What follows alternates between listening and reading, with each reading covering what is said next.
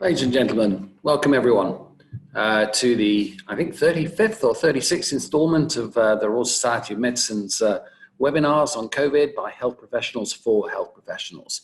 And pleased to say that we've been astonished at the global reach we've been getting with this series. We've had participants from over 88 countries who've listened in at times, including particularly loyal fans in Australia, some of whom have become obsessed with my backdrop and noticed for the first time the great lopsided picture disaster. And they've now got worried again because I'd switched my camera angles recently and they're worried that it may have relapsed or had an uptick, as we say these days. So no, back in position and as flat as Ireland's rate of infections. So this is the time of the month when we catch up with the literally thousands of questions you've been asking us over the past 8 weeks, which we never got round to it. Think of this as our version of question time, but without Nigel Farage. Now, each panel is selected not just on the basis of your impeccable feedback and rapturous intensity, but also on the fact that all of them have absolutely equally impeccable scientific credentials. The feedback that we get, we check line by line, most of which consists of Simon, why can't you control that dog lawnmower fridge of yours? But all three of you have been having ecstatic feedback for some time. So let me introduce the panel. First of all, our old friend, Professor Peter Openshaw, making his fourth appearance, Professor of Experimental Medicine, a respiratory physician, who caught our attention when he first came on by saying he'd been researching coronaviruses back when they were rather dull and boring. None of those ever applied to him, but happy days they were when no one knew what they were. Martin McKee, making his third appearance, Professor of European Public Health at the London School, author of 1,500 papers, an H-index higher than Donald Trump's IQ, at least the self-assessed version, that is. Member, of course, of Independent Sage, never let me said that we don't love dissenting opinions, we do. And Professor Gill Livingston, making a second appearance, Chair of Psychiatry, the elderly at UCL, consultant at Camden and Islington, another stellar academic, a Lancet review on dementia, published only 2 years ago, has already had over 1,000 citations. Even McKee can't beat that. Now, before we get then into the questions, what we're going to start out is, again, a soundtrack possibly here, or not as the case may be. This was supposed to be Desert Island Discs echoing around the world, but hasn't managed to connect this time, or it has and it's too quiet. So we're going to play Desert Island Papers, in which all of you will tell us your favorite paper of the last month and why. So let's kick off. Who wants to start? Should we start off with Peter? Peter, what's your Desert Thank you, Simon. So the paper I'd like to nominate is the New England Journal paper on the recovery trial, which was run by Peter Horby. Now, the particular result is the trial of dexamethasone. Now, I thought dexamethasone was not going to work, actually. And I said as much to Peter. In fact, about 200 people signed a letter to Peter saying that it was a stupid thing to try dexamethasone in COVID because we all knew that it was detrimental in SARS. And in fact, it was almost certain to kill people. But actually, it reduced the death rate by a third in ventilator patients and by a fifth in other patients who needed oxygen. And most interestingly, it didn't work at all if it was given too early in disease. In fact, it seemed to be detrimental if it was given too early. So a really great result, which immediately caused a change in policy and in treatment. So, you know, that for me is by Desert Island paper. Yeah, I mean, it got an extraordinary amount of publicity. It's mentioned by the Prime Minister repeatedly. There was an Observer editorial about it this weekend, wasn't there? But knowing you were going to mention, I did look at it. It's not that big a trial, is it? And as you say, it is slightly counterintuitive. I mean, you've been fiddling around with high-dose steroids in respiratory distress syndromes for years and years and years without coming to any particular conclusion. Yeah. Are you sure that it's completely, and it's unblinded, I suppose? You okay with all that? I am. I mean, you say it's not an enormous trial. It was 11,500 patients. It's an amazing trial, really, in its simplicity, but also in its directness, in the way in which it allows different drugs to be slotted in and out. You know, it's an adaptive trial. So I think Peter really has to be applauded for having pushed that trial forward in the face of some opposition and to have got a result for such a simple cheap drug that's available anywhere in the world. I think that's the other thing. It's not an expensive drug that's going to be making billions for pharma, but it is a drug which is in almost everyone's drug cupboard, if they have a drug cupboard. All fair points, but nevertheless, there's been a very mixed history of steroids, hasn't there? Absolutely. Yeah. Okay.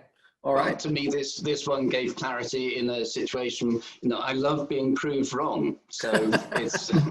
Oh, you were one of the doubters. I was a doubter. I was a doubter. That's an honourable position to be. Okay.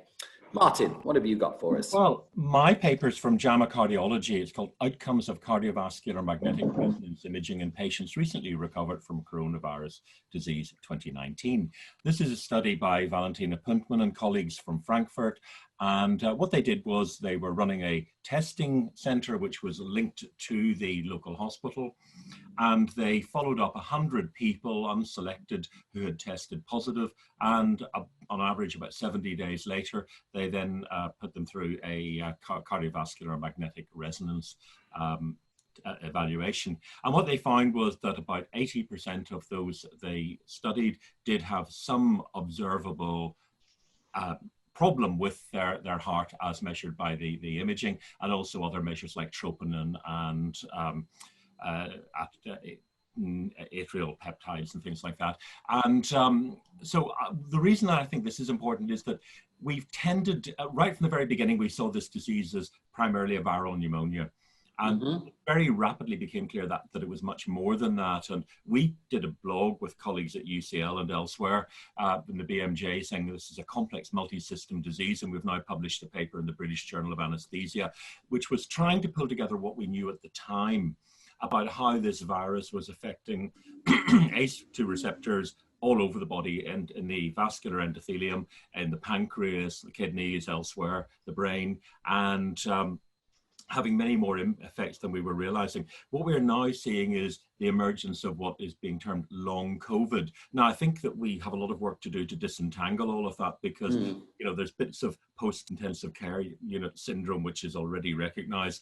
There's bits around post-viral syndrome that you're very familiar with from your work, and probably we don't want to go too far down there because it is very controversial. And then there seem to be specific impacts on particularly the, you know, the effects of clotting and other inflammatory responses. I don't think we know anything like enough about this disease yet. And I think what some of us are very worried about is that we could ultimately find that it's a bit like, and I use the analogy carefully because clearly not exactly the same, but a disease like polio that may actually leave a legacy of ill health long after, and we could be treating people for a considerable period of time. The other thing that I would just pick up on that is that when I tweeted about this, I was interested in the result, the responses, many of which were, this is really very worrying. Now, of course, it's a small study, it's preliminary, there are a lot of limitations, but I still think it's a warning. But there were a number of people who were saying, well, you know, it was small and so on, and we can, you know, we just almost should ignore it. Somebody said it should never have been published. And I think one of the problems that we're having at the minute is that we're almost getting into a sort of black and white around scientific research, where people are saying, well, you know, a paper has one or two flaws, so it should be completely ignored. And, you know, other ones, you know, well, we must wait for a meta-analysis to be done to, you know, replicate everything. And it's almost as if for some people, there's no gray area in between, which I think is quite concerning. Of course, we need to be cautious with studies that have limitations, but all the same, I don't think we should be ignoring them. No, fair points. And I think I've lived most of my career in the grey areas in between, which is actually where most of the interesting stuff is. But nevertheless, I think we do, you know, on the face of it, what you're saying is 80%, I think was the figure you said, had cardiac abnormalities. That is a worryingly high figure. So we should perhaps point out that, first of all, were these ITU survivors? No, they weren't. Only a third of them were hospitalized. Only a third hospitalized, okay. And what do we know if we just took a random sample of the population and put them? Well, they did that as well. So right. They have two sets of controls. They've got controls who are just unselected and another set of 50 controls who are matched for cardiovascular risk factors, and there are big differences. I suppose it was, yes, was JAMA, so we would expect a good paper. Okay, well, as you say, more work needed, but probably, yes, it is a little worrying. Okay, Gill? Okay, I've selected a paper about older people in care homes from the Journal of the American Geriatric Society, really because we've got to keep the spotlight on older people. 90% of the deaths so far in this epidemic has been people aged over 65. And what this paper points out is that while in many countries, most of the deaths have been in care homes, it's not inevitable. And some countries have had almost no deaths in care homes. And these are basically generally countries that have had epidemics before and have considered them. But I mean, care homes should be the obvious priority here because they've got older people in them, they live communally, and therefore are likely to catch things from other people.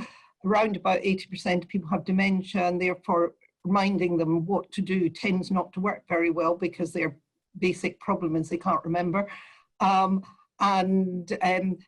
There's more than twice as many people in care homes as in the whole of the NHS. So there's an awful lot of people who are very vulnerable and likely to get them, but they weren't priorities. They weren't thought about at all really in the UK as far as I can see. And it's been a complete disaster, but it doesn't need to be a disaster. And should we have more people having COVID in the future, again, in the United Kingdom or all around the world, which seems quite likely, we've got to learn the lessons and we've got to put everything in place to prevent this continuing to happen in the future. And I think that's begun because now there's supposed to be from, I think this week or next week, weekly testing of people who are working in care homes and monthly testing of residents. And I hope that happens because a lot of the things that have been promised haven't happened, but there's quite a lot more that could be done. I don't think it's yet planned. Well, why don't you kick off then as we go on to the questions? We've had a lot of questions from the old age session that you attended. One of them was, even if COVID were to go away and vanish from the face of the earth, which none of us think is likely to happen, what about the general lessons that we've learned about improving the care in care homes of infections in general, and maybe anything in general? What things should we be doing anyway, irrespective of COVID, that this has shown us? Yeah, that's a big question, isn't it? Why you're here. Yeah, I think that one of the things that is shown us is about people who work in care homes. Quite a high percentage of people who work in care homes are on contracts, which mean they don't get paid if they don't go to work. They don't get sick pay. And that means that they've been coming in with COVID, but they'll come in with anything infectious.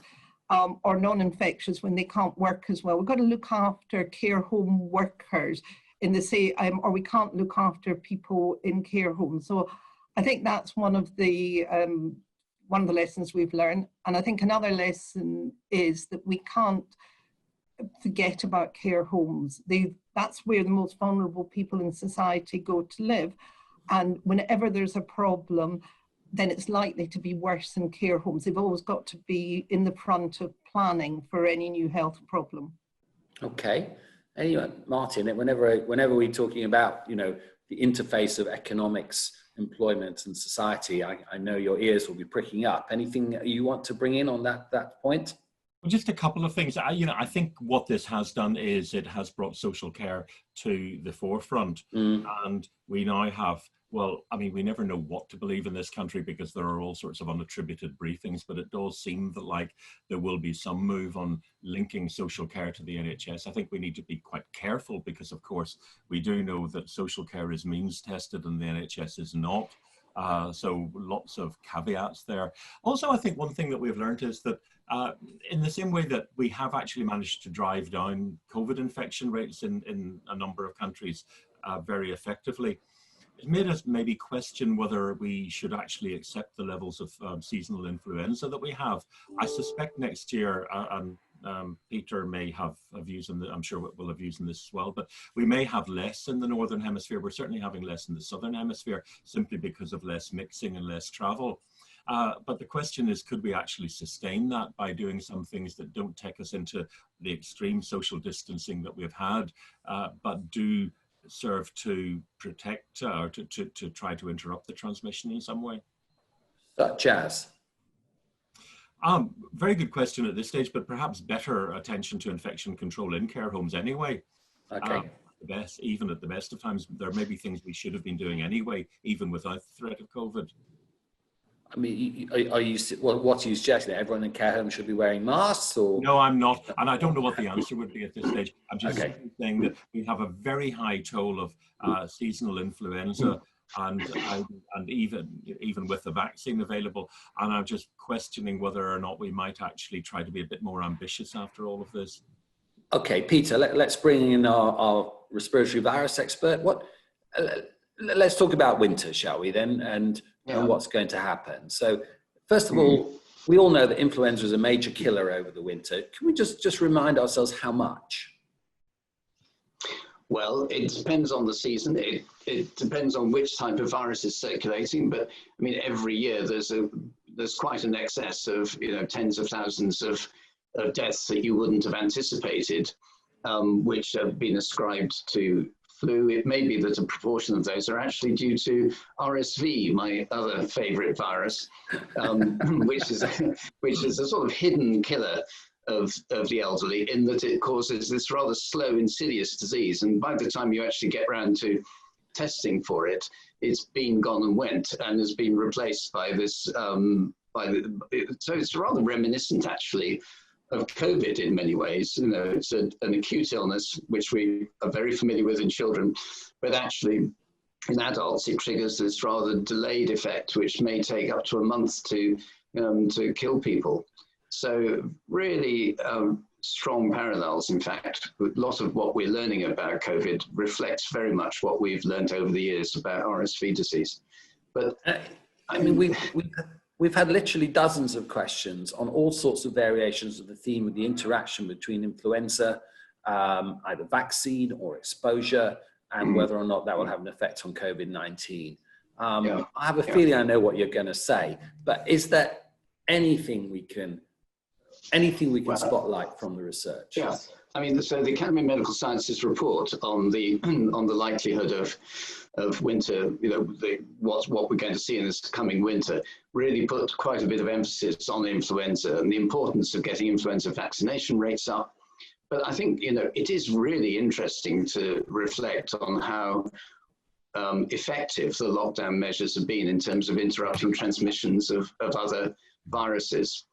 But on the other hand, there's a huge cost to it, and communicating with people who may be hard of hearing and maybe are relying on being able to lip read, and the social contact, the deprivation of social contact is almost intolerable.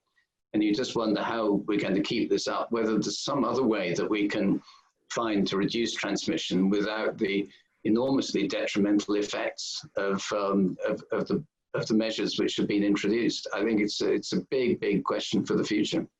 But do you think there's any evidence that previous influenzas may give you slightly better immunity to COVID, or some people have argued worse? Right, yes. Well, that's fascinating. The immune system, it comprises not only the very specific T cells and B cells, antibody which recognize, one subtype of virus and not another, but also there's this huge realm of interest in the innate immune system and the way in which the innate system can be modulated. It can be, perked up by an exposure to an agent which puts it on high alert and makes it ready to defend without any specific response at all. So the way in which the mucosa can change its innate immune responses in a matter of hours, and maybe maintain that level of alert for weeks or maybe even months. I think that there's a lot we don't know about immunology. A lot of things which I'm sure Simon, you're going to ask you about. But there is, there's so much we don't know. We really, we talk about antibody and about T cells and how important they are in defense, but actually a lot of the variability in infection is unexplained by that, and must lie in all these other immunological factors that we have really studied very, very little so far. Okay, Martin or Gill, anything else you want to say about interactions here between other infections, well, influenza being the obvious one, and COVID, or is it just unknown territory? I'm happy to jump in. No, I think that one of the things has been that measuring antibodies is relatively easy. When I say relatively, compared to measuring T cell function. And so I think what this is doing is just reminding us that we need to look at some of these more difficult areas. But I think, you know, the interferon study from Southampton and other work from China on interferon, work that we're particularly interested in is looking at some degree of protection from previous coronavirus infections, which may be playing a role in some parts of the world, particularly in Africa. I've read studies which show that there is an increased non-specific response to viruses in people who have helminth infections, which may be relevant in some parts of the world too. And then I think the other thing that we haven't fully understood is the extent to which there may be genetic variation, either which could manifest in all sorts of ways, because there are so many so many processes that are involved, all the way from infection to spread to interaction with receptors to the immune response. And I think that's going to be quite interesting too. So an awful lot to learn. And I think maybe it'll be a bit like HIV, you know, even 30, 40 years on, we'll still be learning more about the nature of this virus and the host response.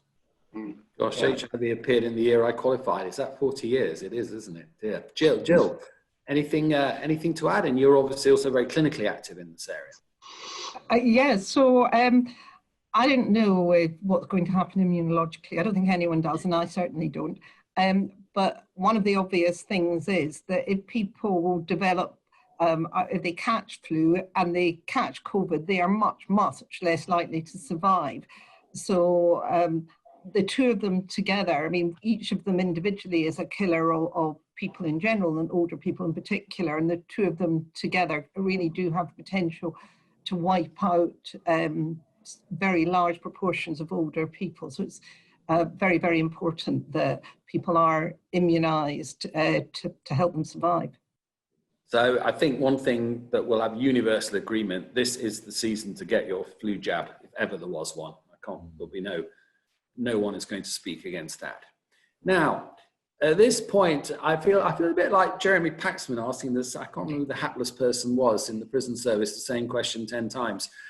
This is going to be the fourth time I'm going to ask you, Peter, and I have no hope whatsoever that you'll have worked out the answer yet, but it comes up every time. So by popular demand, are you able to tell us that individuals who've recovered from a COVID-19 infection, will they or will not still be able to transmit the disease to others? And there's a cousin coming up. So thank you for asking me that question again. I know. I mean, as time goes by, I'm becoming more confident that perhaps the answer is that once we've become infected, there will be some partially durable immunity, which could at least last for a few months. The reason I say that is that I think we would have had case reports or case series by now of people who have been infected more than once, because it's something we're waiting to hear and it's not being reported. So my feeling is that actually the situation might not be so dire. People who have been infected and have developed antibody, which signifies an immune response, it doesn't necessarily mean that that is the immune response that's causing the protection, but those people so far seem to be resistant to reinfection. That doesn't mean to say that we've never seen people being tested positive, then negative, then positive, because the virus can, you know, lurk around for a bit in the mucosa. But actual reinfection, the fact that we're not so far seeing it reported makes me think that perhaps there is resistance, and that's good news. And maybe we could even improve on that situation further in terms of vaccines. You know, the coronavirus itself is capable of modulating the immune response very, very nicely, you know, which is interesting for a virus which has been in the human circulation for a very short period, but it seems to have ways of toning down the immune response to itself, which presumably evolved while it was in some other mammalian host. And so if that can be circumvented by inducing the immune response with a nice purified antigen or with RNA or something else, then that's rather good news in terms of the prospects for a vaccine. So, you know, I am an optimist, and I've been optimistic about vaccines, and I remain optimistic and feel rather encouraged by recent developments. Okay, so, and the follow-up questions, dozens of them, actually. I'm trying to summarize them into one question, which is coming back to asymptomatic patients who've tested positive. And the question is varies what they've tested positive on. Is it antigen or antibody or whatever? But basically, again, those asymptomatics who've done something, are they able to transmit the disease, or do they in fact have protection? So now the asymptomatics who never apparently had any clinical infection. Yeah, I think it's absolutely clear that people who are asymptomatic can have quite high viral loads and are capable of transmitting disease. I mean, I think there was some confusion. I meant when they did this. Oh, okay. Yeah, sorry, so there was some confusion. There was a press conference with WHO where it was stated that asymptomatic people didn't transmit, but I think, you know, they do transmit. There's lots of publications showing that asymptomatics can transmit, and it's one of the things which makes it so hard to control. You know, if everyone was floridly symptomatic, you'd know to back off and avoid them, and you wouldn't get infected. But if somebody who is apparently perfectly healthy is capable of transmission, it's a really good way for a virus or a bacterium to sustain its transmission. You know, people with HIV who are not symptomatic but have a high viral load, you know, are known to be driving infections. Same with TB, a lot of asymptomatic transmission. So it's a property of a pathogen that makes them particularly hard to tackle. I think I probably didn't express it quite so as well as I could have done, because I think the question is, these are people who have been tested and just found randomly to have got antibody, for example. Okay. Healthcare workers and so on. Yeah, I don't think that they would transmit. I mean, I've said some months ago as a testable proposition that if you've got antibody, it's unlikely that you're going to be transmitting. And I would, I think, still stick to that. I think once you have developed antibody, you know, I may be proved wrong again. I've been wrong in the past, as I pointed out earlier. But I think it's a reasonable working hypothesis that once you develop antibody, that you're going to not be infectious. And I think it's important to point out there's a very big difference between having PCR signal on your nasal swab for viral RNA and being infectious. So some people are being told they can't go back to work because they're swab positive. But that doesn't mean to say they're infectious. There are lots of people who are swab positive going out for a month after they've had the acute disease. And, you know, there's no evidence of actual transmissible infective virus beyond day 9. Okay, well, that's important. Martin? Yeah, no, I think it's very clear that people who are asymptomatic must be transmitting this disease. Yeah, I agree with that, yeah. But more the second point that Peter was making. This is people who are perfectly well and they've been tested, you know, You know, I defer to Peter on this. I agree. I think the point that just to reinforce the point, you can get fragments of RNA which are picked up in the PCR and which do not actually indicate the presence of a viable virus. Okay, fair enough. And I'm sure we'll get them. You've actually changed your answer, Peter. This is great. When we bring you back for the 5th time, God knows what good news there will be. Okay, now then, let's move on a bit. And as ever, people are fascinated what happens in other countries. We've talked about them at various times. And I don't know if you saw this morning, I want to go Scandinavian now, but Andreas, is it Tegner? That's right.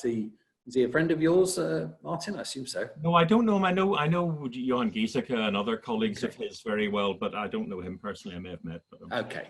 Well, he gave he gave an interview. I'll be quick on this one because noise has returned. He gave an interview this morning. It's reported across the world and in Bloomberg. Really quite buoyant about Sweden's chances, saying the curve is now gone, looking optimistically at the level they have. And saying they'd achieve this without gross economic damage, without using masks, etc. You were rather rude about Sweden before, and in the spirit of apologies that we're all offering now, do you think you owe Andreas an apology? No, I don't actually. Yes, they are bringing the rates down. That's good. The economic damage that they suffered is essentially the same as in Denmark and in Finland, because of course they've got interconnected economies.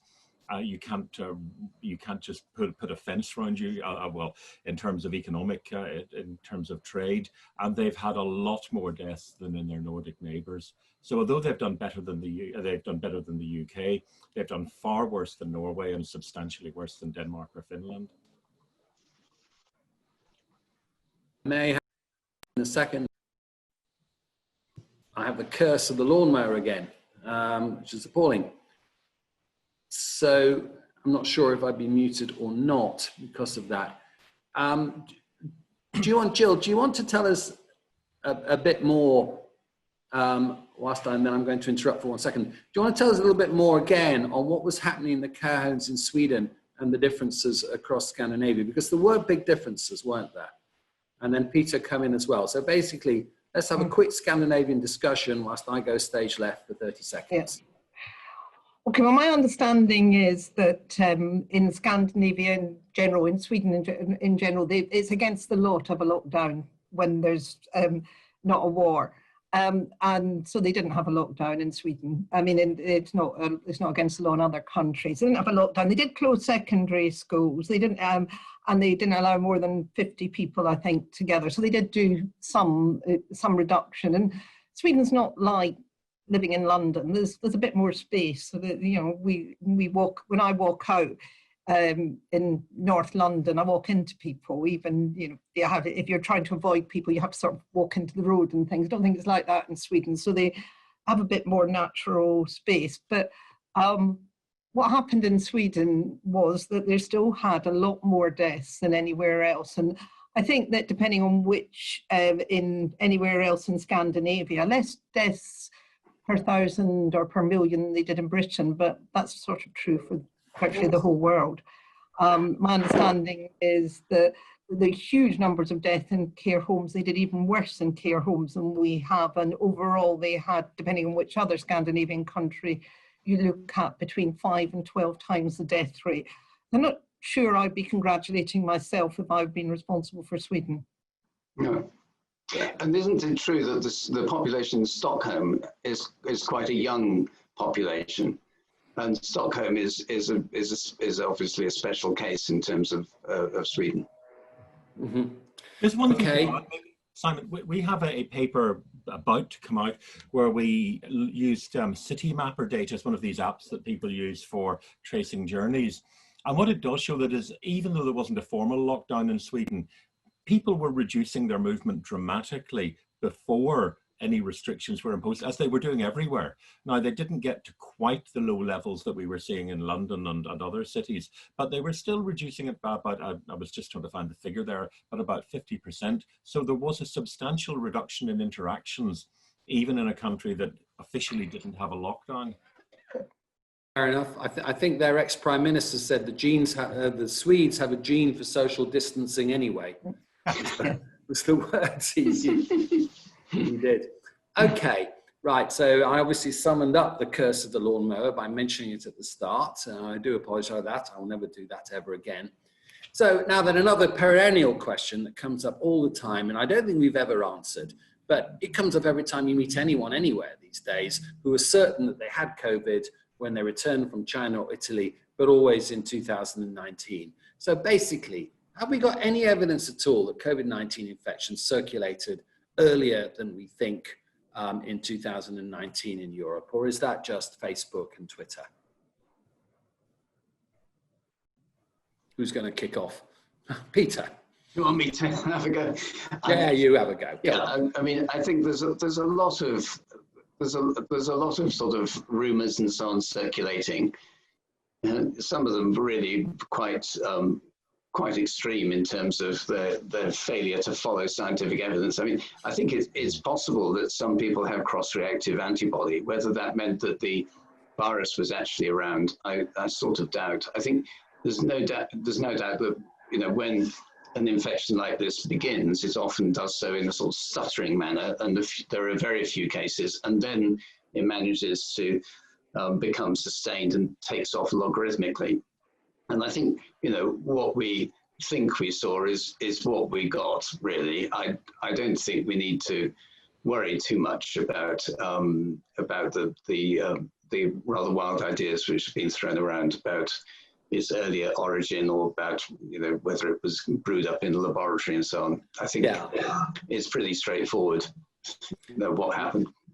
We did have the head of MI5 on this program giving a clear thing. He just said, no, the story is this story. It was not another. But anything you picked up, Martin or Gill, that might give any credence to the idea that it's been around a lot earlier than we thought, or shall we move on?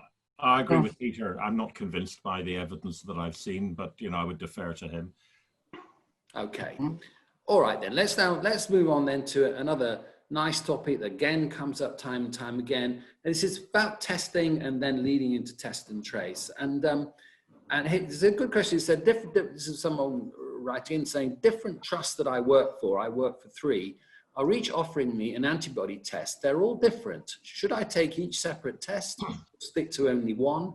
And if one, which? So basically, in which test are we finding our trust, folks? Why did it take so long? Who wants to? Martin? Oh, well, definitely not one for me.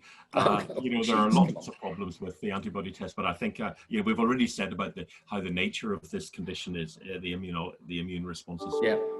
So I'm waiting to hear what Peter and Jill are. Okay, then Peter and Jill.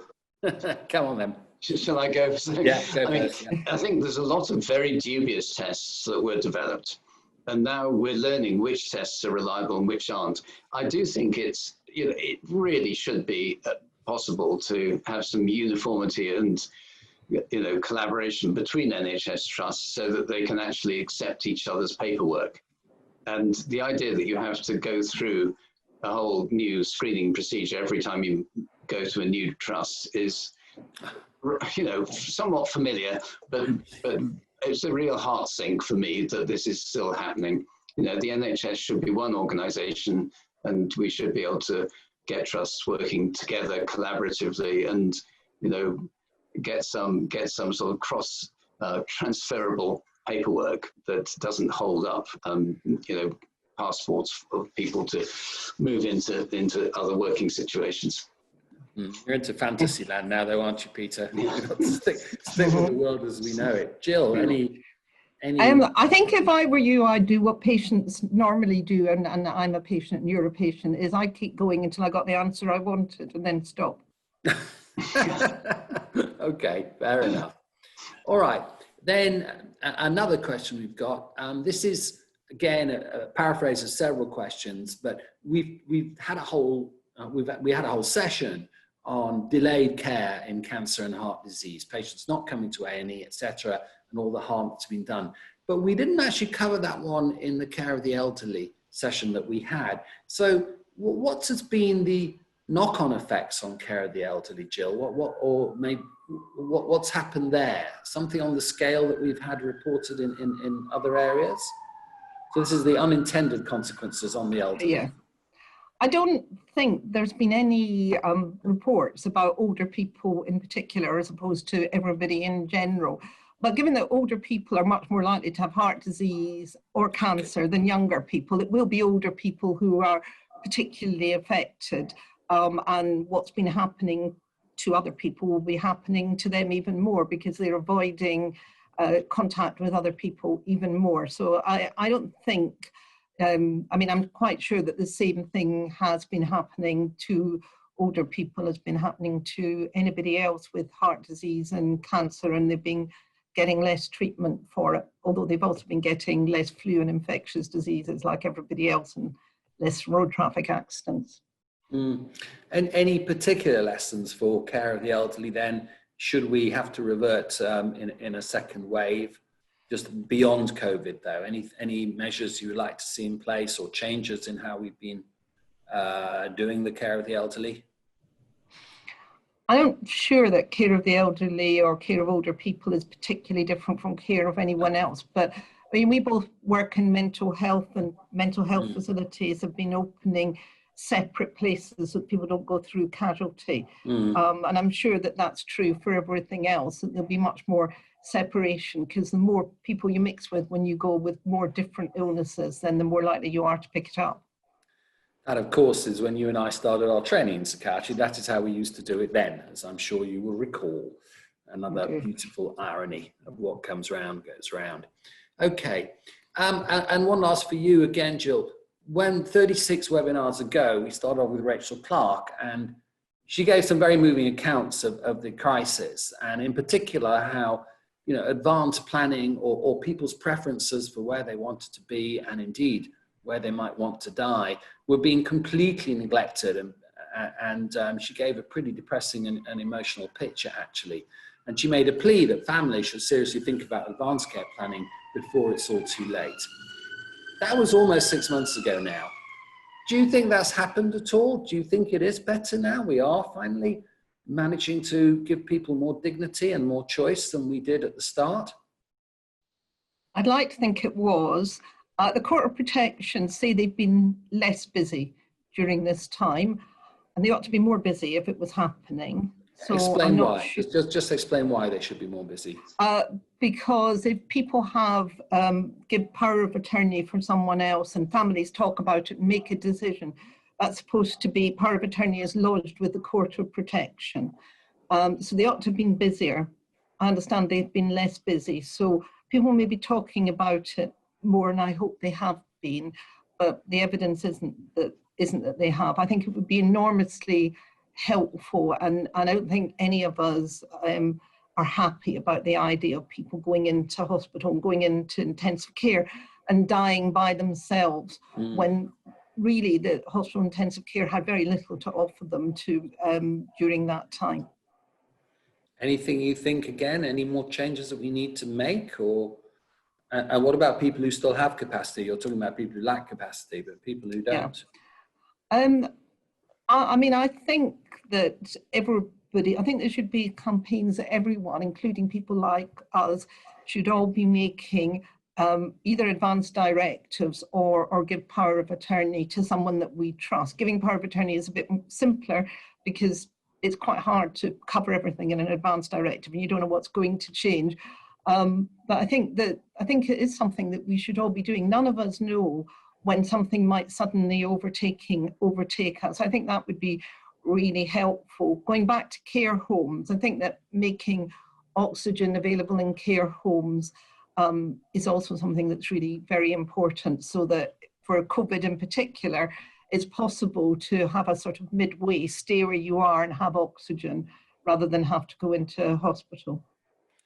Okay, thank you. Now, two last questions. I'm just warning you, I'm going to ask you at your last thing is, it's a lovely sunny day, so let's end on an optimistic note with one good thing that has come out of this. Before that, I just picked up this question I hadn't seen before, and the very quick answer: was the NHS ever at risk at any time? Martin? I think it definitely was, and we saw what happened in northern Italy. The scenes in Bergamo should have been rightly were a major cause of concern. So, but I think one of the problems is that we should never have let it get into that situation. Now, we've been having a number, in fact, later on today, I'll be in another webinar looking across Europe. And it's interesting when you talk to German colleagues, for example, who just find it almost incomprehensible that you would even have that discussion because they've just got the capacity. We've underinvested in healthcare for a long time, but particularly over the last decade, and we left the NHS much more vulnerable than it should have been. Okay, Peter, were we at risk? Yeah, absolutely. I think we know that you need about 15-20% empty beds in order to accommodate surge capacity. And I remember well back in the 1970s when that was the situation, we all knew that that was a sensible way to conduct ourselves. And then people with clipboards came in and started reorganizing us and telling us that we had to be, 95% plus occupancy, otherwise we weren't being efficient. So I think, we really need to learn the lesson that we have to get surge capacity. And I think we just squeezed in under the wire this time, but only just, Yeah. I think, it so easily could have been much more disastrous.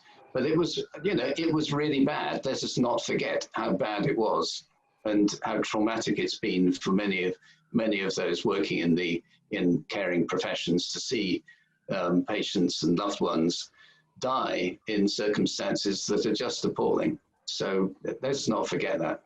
Okay. So I wonder, could I just... Jill? Oh, sorry. No, Jill, Yeah. just on that question. Yeah, we were definitely at risk. You only had to look at the epidemiology and the doubling every 2 days and just do some maths, and we were clearly at risk. And actually, I think we would have been, except I think the algorithm for getting people to hospital was too high, and that people were dying at home when they should have actually been in a hospital. So we only just made it, and we didn't make it in great circumstances. So the NHS was definitely at risk. So I mean, that's a comprehensive answer there. Martin, do you want one quick last word on that one? I think in a number of hospitals around the country, we probably were overwhelmed, and we know where hospitals had to close down temporarily. So I think there are at least 2 examples I'm aware of where you did have that locally. But also in 2015, in January 2015, when we had a particular problem with flu, paper we did showed there was a massive spike in mortality, and it coincided with all of the indicators of NHS performance basically going off the scale. So I think we had at that time an episode when the NHS was essentially facing imminent collapse, but fortunately it got over it. But a lot of people died then. In fact, a very large number, many thousands of people died then. Okay, well, good point.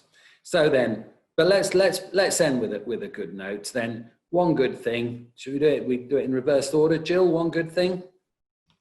It would have been more neighbourly, and we've got WhatsApp neighbours in our group, in our street we didn't have before. People get to know each other better. I never used to recognise my neighbours. Now I know who they are. Okay, my neighbour's just come in and taken the dog out, so that's good. As we were talking. Peter, one good thing. Not having interminable dinners that go on till midnight. No, I think early evening drinks out on the lawn is much better. No, but seriously, I think the reduction in transmission of some other respiratory pathogens, and I think this remarkable decline in preterm birth, I think I'd love to understand that better. What's happened there? Is that something transmissible that's been causing that? So lots of, again, sorry. Yeah, reduction in preterm birth that's been reported in a number of different parts of the world. So, you know, why is that? What's caused that? There's lots of interesting science that's been revealed by this. I think that's going to we'll come out of it stronger. When we get you back, that'll be the first question I'm going to ask you to explain that. Martin. Well, obviously, at a personal level, not going to Heathrow every week, at least once or twice. Yeah, you're a bad offender. I am terrible on that. It's been a huge impact on my life. But I think the very positive thing, I think, from the recovery trial, the ability to get so many patients in. I think I've just come off a call with colleagues from the European Commission, and I'm going on to one later with them. And I'm notorious for not being very positive about this country, but I think that's one area where we have done well. Although I think overall we clearly have not handled it well. Now, don't go away. I just have to make the closing things. And one thing we know about is that in studies that a heck of a lot of you listening or watching this are getting pretty tired and exhausted. The NHS was a regiment coming back from a 6-month deployment, which in a way it has. Everybody would now go on a month's leave, and the NHS was shut down for August. That we can't do. But we feel the same here at the RSM. So we're taking it a little bit easier in August. We're going to go down to 1 webinar a week, not 2. So our next date is a week from now. That's August the 6th, when Charles Knight will be chairing a discussion on restructuring specialist services with another panel. Indeed includes Julia Wendon, I've just noticed, from King's. I'd like to highlight my own trust. And then I'm not taking the month off either. I will be back next Wednesday for our In Conversation series, where we're going for something smooth, relaxing, and blonde. Yes, it's an innings from David Gower. So I'll be talking to David Gower, who I'll be lobbing slow full tosses, perhaps occasional googly, at 7 p.m. next Wednesday. So now then, back to the panel. As ever, fantastic performance, ladies and gentlemen. Brilliant as ever. And the first signs of the shoots of recovery from Peter giving an optimistic answer to the questions, which is great. I think you'll all agree they did a fabulous job. Thank you so much to the panel. Thank you all of you who are watching, and we will be back this time next week, and I shall see you all then. Well, I won't, Charles will. But once again, thanks to the panel, thanks to you, and thanks to the team running this behind the scenes at the RSM, who managed to cope once again with my neighbour's dog and lawnmower. Good afternoon. Bye. Bye.